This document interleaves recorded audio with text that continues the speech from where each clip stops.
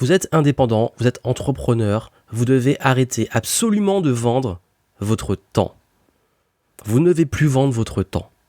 Si vous en avez marre de travailler trop, de ne jamais avoir de temps libre pour vous et de surtout tout gérer dans votre business au stade de vous épuiser, d'être toujours dans l'urgence, écoutez attentivement ce podcast. Bienvenue ici Johan Yangting et dans ce podcast, je vais vous expliquer comment justement ne plus vendre votre temps. Surtout si vous avez un business en tant qu'expert, que vous êtes coach, thérapeute, consultant, formateur, conférencier et que vous vendez votre temps et que vous en avez justement marre de devoir tout le temps travailler pour être payé. Parce que à la base, quand on se lance, c'est pour être libre. On peut se dire, oui, super, je lance ma boîte, je vais être libre. Et cette liberté, ça va être quoi ? Ça va être le fait, justement, de faire ce que je veux et disposer de mon temps et faire ce qui me plaît. Et le gros problème, c'est de finir par être moins payé qu'un salarié en travaillant plus et se rendre compte qu'au bout d'un moment, on se lasse. Parce que beaucoup d'entrepreneurs s'enferment dans une prison de verre. La prison de verre, c'est quoi ? C'est un agenda plein, c'est le fait d'être dans la course à la rentabilité, le fait d'avoir peur de manquer, la peur du manque, la peur de manquer d'argent, la peur de l'avenir, la peur de ne pas pouvoir payer les factures, d'avoir un problème avec son business, de ne pas être à la hauteur, chaque mois à se dire est-ce que j'aurai assez de clients, et le fait aussi d'être limité quotidiennement, de ne pas avoir assez d'heures dans la journée et d'être épuisé. Et surtout la lassitude, le ras-le-bas, parce qu'au bout d'un moment, quand on vend tout le temps son temps, quand on fait tout le temps la même chose tous les jours, et que surtout qu'on a l'impression de ne pas être assez payé par rapport à ça, ben ça saoule. Et beaucoup me le disent. Et justement, vous êtes dans ce cas-là, et que vous voulez enfin justement ne plus trop vendre votre temps, ou surtout ne plus vendre votre temps pas assez cher parce que vous avez enfin envie d'être payé à votre juste valeur, dans ce podcast, je vais vous expliquer ce que vous devez faire concrètement.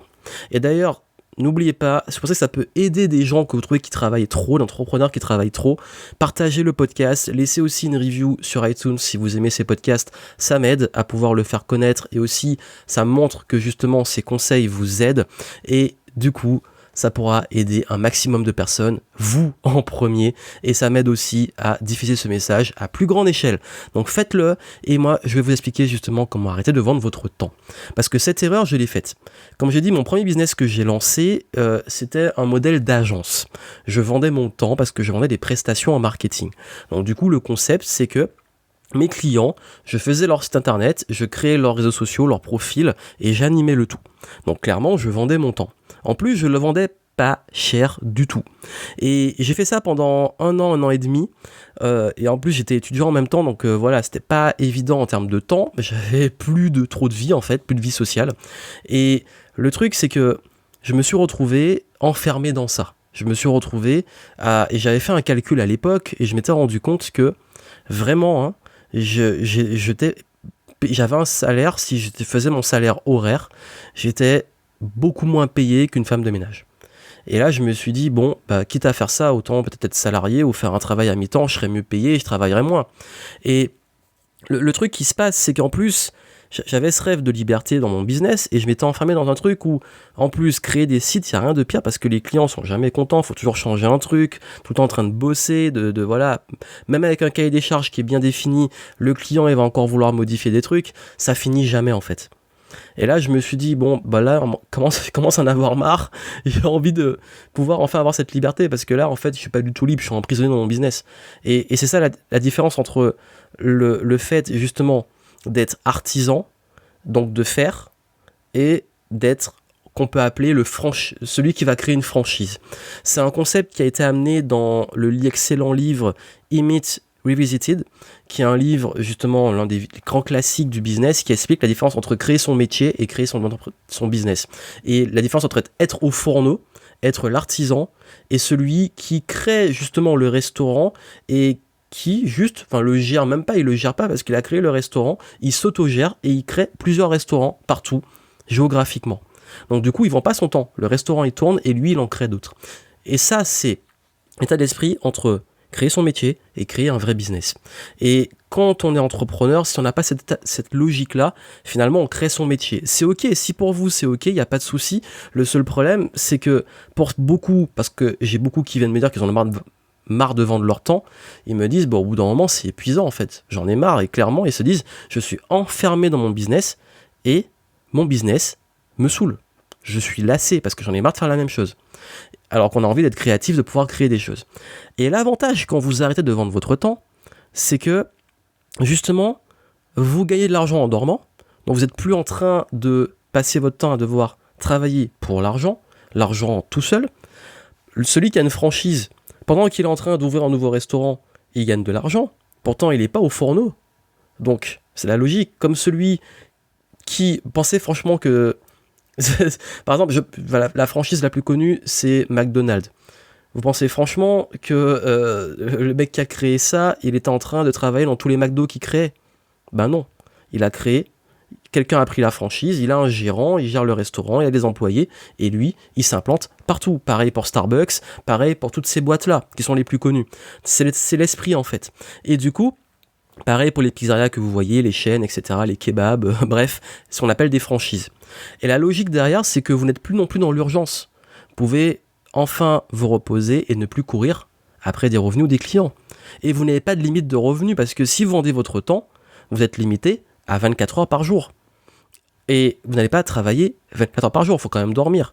Donc vous êtes limité à quoi? À 10-12 heures par jour de travail, mais ce qui est déjà énorme. Aussi, vous maîtrisez vos chiffres. C'est prédictif, c'est régulier, et vous avez suffisamment de recul, vous n'êtes pas dans l'urgence, vous avez le recul pour voir les choses et optimiser.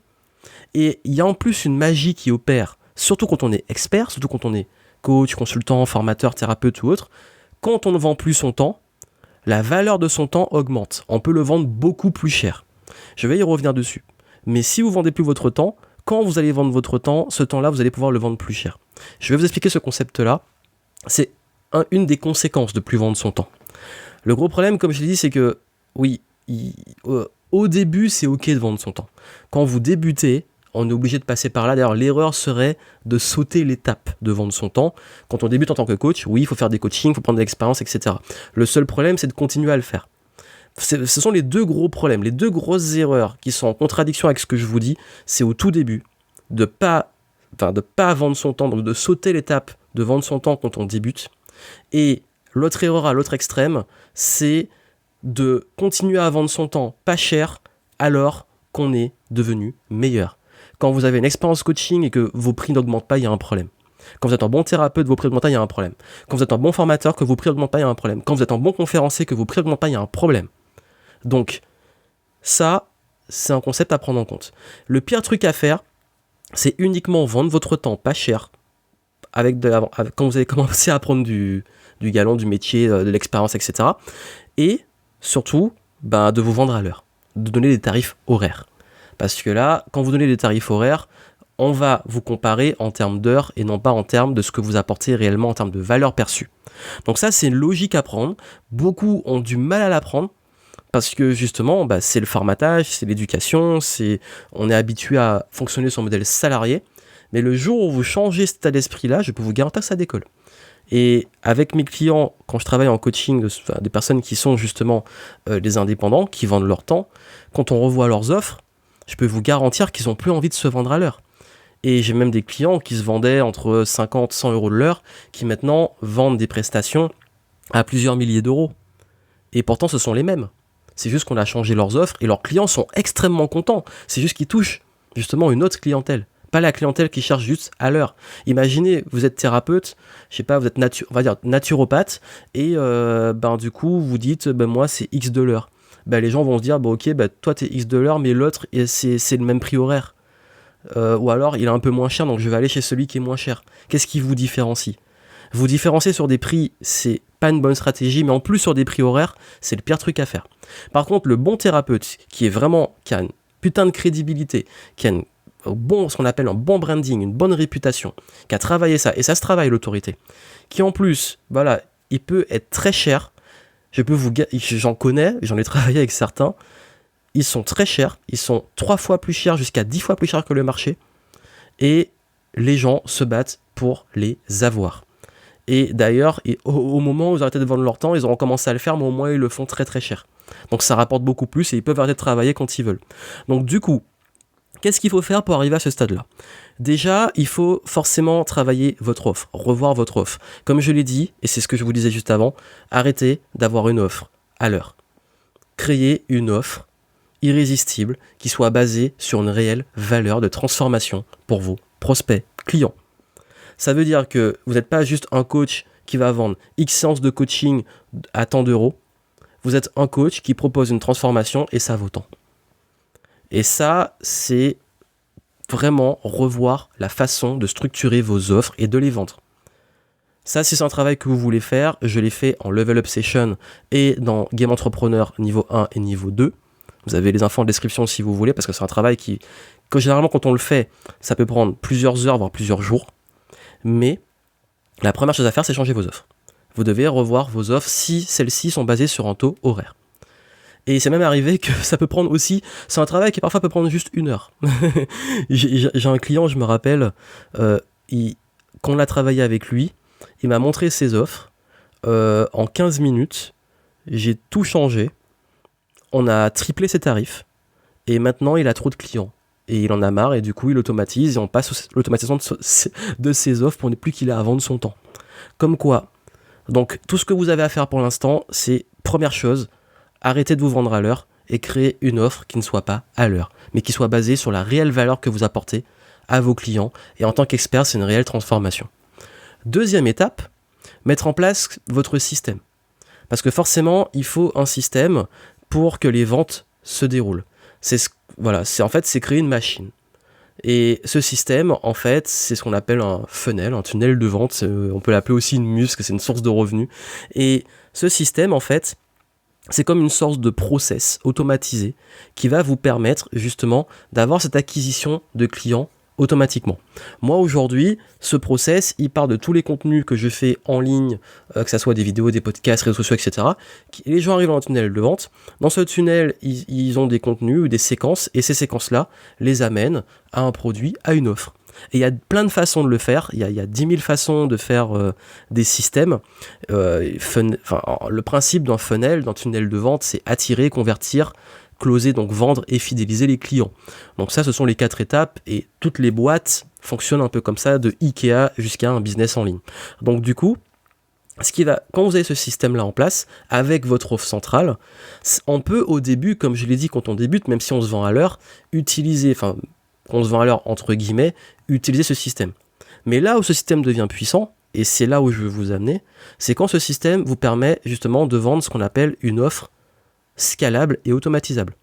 Une offre scalable et automatisable, c'est une offre qu'on crée une fois et qu'on peut vendre à l'infini.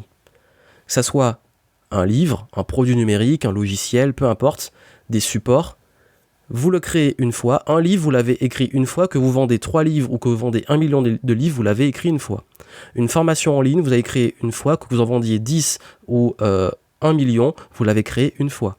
Un logiciel qui est 1 ou 10 000 utilisateurs, c'est le même logiciel. Derrière, oui, la structure change, les serveurs, etc. Mais c'est ce qu'on appelle scalable. Ça veut dire que ça ne demande pas... En fait, l'échelle de ressources n'est pas linéaire.